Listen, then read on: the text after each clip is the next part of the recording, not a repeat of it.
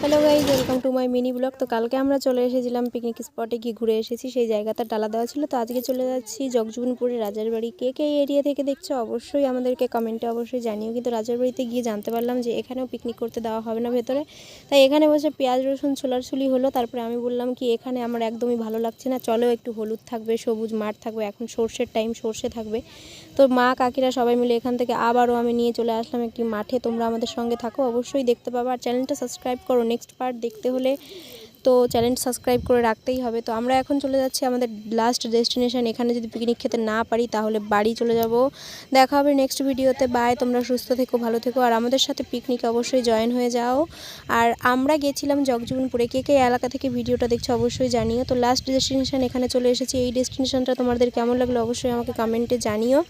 আর সবাই কেমন পিকনিক করছো, এখন তো পিকনিক সিজন, আমাকে সেটাও জানিও। তোমরা সুস্থ থেকো, ভালো থেকো। বাই। রিয়ার শুয়ে পড়েছে টোটোতে।